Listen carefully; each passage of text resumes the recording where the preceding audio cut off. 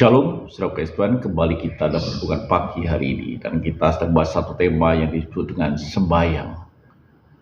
Abraham diundang Tuhan untuk mempersembahkan Ishak anaknya, dan Abraham sebut peristiwa itu, dia berkata pada pujalnya, "Aku mau sembahyang."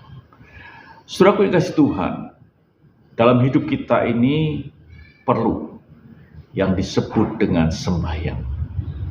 Kita baca ayatnya di awal, dikatakan bahwa ambillah anakmu yang tunggal itu yang kau kasih, yaitu Ishak, pergilah ke tanah Moria dan persembahkan dia di sana sebagai korban bakaran pada salah satu gunung yang akan kukatakan kepadamu. Tuhan tahu jelas, dia sebut dengan jelas anak yang kau kasih yang namanya Ishak supaya menjadi korban. Saudara Yesus Tuhan, ini membuktikan bahwa setiap kali kita sembahyang, kita ini harus menyediakan korban.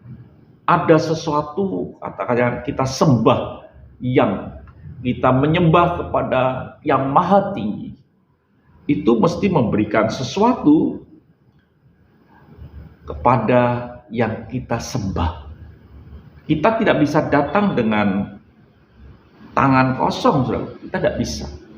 Kita bisa datang dengan sebuah korban. Korbannya apa?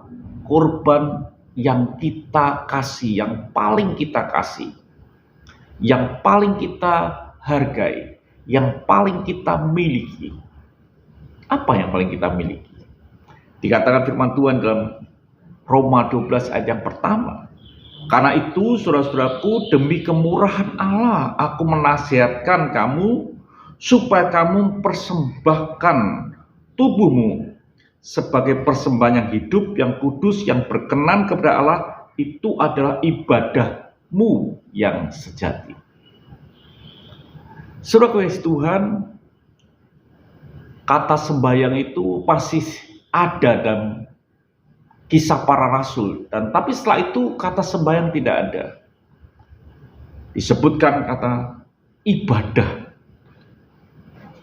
Dan dikatakan jelas bahwa persembahkanlah tubuhmu sebagai persembahan yang hidup, yang kudus, yang berkenan kepada Allah. Hidup kita ini ada sesuatu yang kita miliki, dan itu pasti kita kasih. Dan Tuhan tahu kita itu mengasihi diri kita, dan Tuhan tuntut diri kita untuk dipersembahkan sebagai persembahan yang hidup, yang kudus, dan yang berkenan di hadapan Allah. Tidak ada persembahan lain yang kita bisa berikan kepada Tuhan ketika sudah sembahyang, kecuali hidup saudara sendiri. Saudara tidak bisa membawa anak saudara, saudara tidak bisa membawa istri atau suami atau tetangga untuk sembahyang. Saudaranya bisa membawa diri saudara sendiri sebagai korban persembahan yang hidup, yang kudus, dan yang berkenan. Biarlah hidup kita ini menjadi korban di hadapan Tuhan, supaya saudara bisa sembahyang. Kalau saudara tidak membawa korban diri saudara sendiri, saudara belum sampai titik yang disebut sembahyang. Biarlah hidup kita sampai level yang disebut sembahyang, membawa korban yang paling kita cintai, yaitu hidup saudara dan saya. Persembahkan sebagai tubuh yang persembahan yang hidup, yang berkenan kepada Tuhan. Tuhan memberkati. Mari kita berdoa. Terima kasih Bapa, bila kami mempersembahkan hidup kami, korban, supaya kami bisa sembahyang. Terima kasih. Haleluya.